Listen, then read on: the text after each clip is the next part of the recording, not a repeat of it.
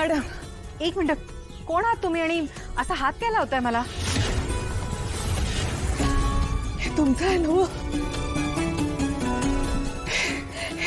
गाडीतनं खाली पडलेलं मी कवा धर्म तुमच्या गाडी मागणं धावत धावत येते. तुम्हाला ते आवाज देतात. तुमची गाडी काही थांबच ना.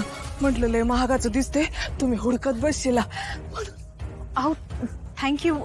नाईशा बेटा, हे बघ तुझे ब्रेसलेट. Thank you so much. खरंच ताई, तुमच्यासारख्या लोकांना पाहिलं की अजूनही जगात माणुसकी शिल्लक असल्याचं पटतं. खरंच थँक्यू. याला म्हणतात संस्कार. अरे साहेबा, त्यांना जरा पाणी वगैरे दे.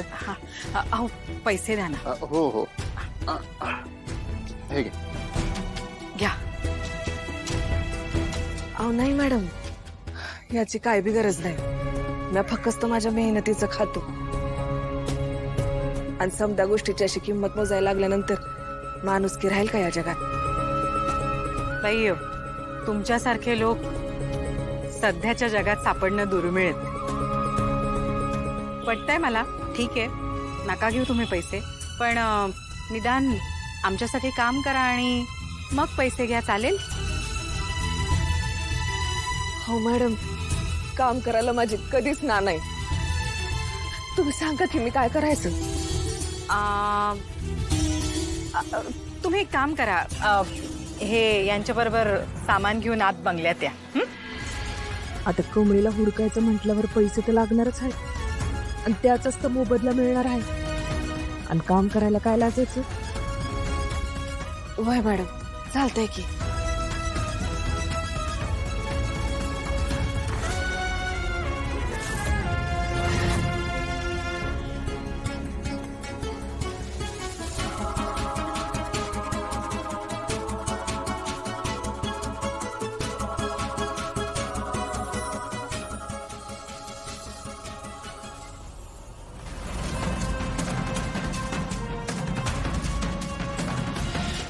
लय मेहनतीचं काम असते, पण लईच मजा येते बघा.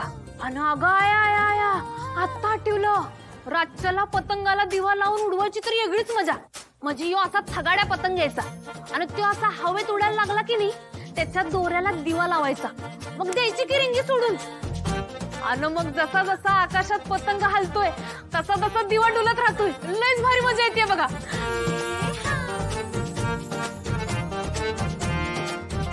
अरे देवा, सॉरी. अगं नाही कमळी, बोल बोल, छान वाटतं ऐकायला. अगं सांग ना, यांना सुद्धा सगळ्यांना कळेल तुमची गावाकडची दिवाळी कशी असते ते.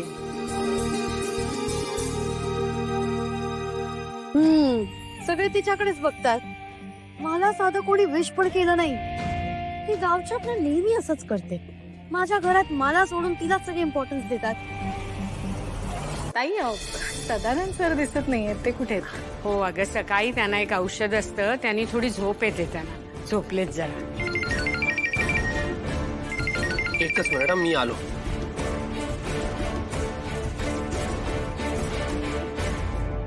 आता हिथं थांबून काय बी उपयोग नाही. मला निघाय पाहिजे. हा, माझ्या घरच्या ऍड्रेसवर पाठवून दे. So sorry. एक मिनिट होल्ड कर. ताई, काय झालं? तुम्हाला काही हवंय का? हात धुवायचे का तुम्हाला? या ना, या आत या.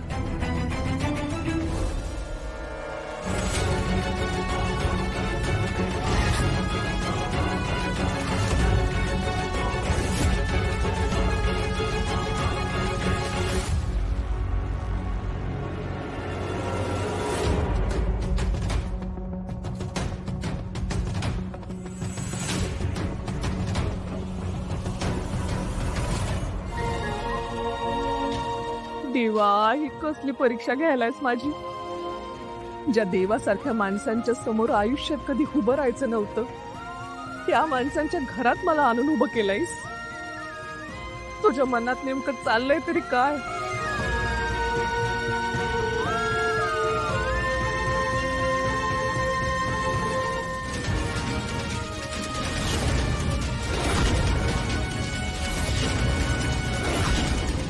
संपवा त्या कमळीला.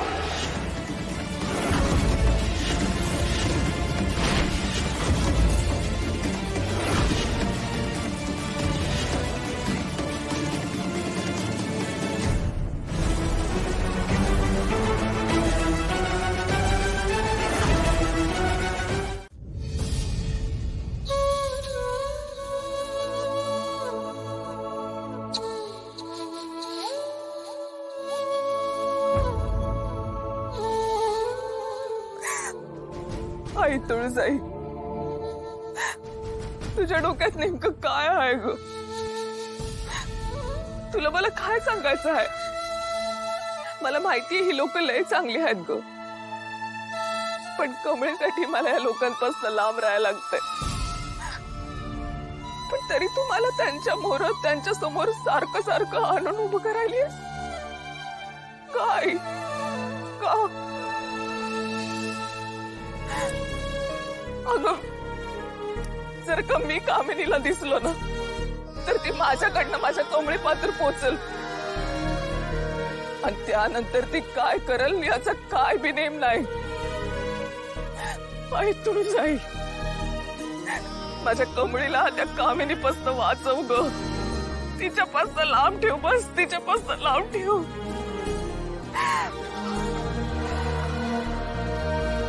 नाही, आता काय बी करू, मला कमळीला हुडकायच पाहिजे.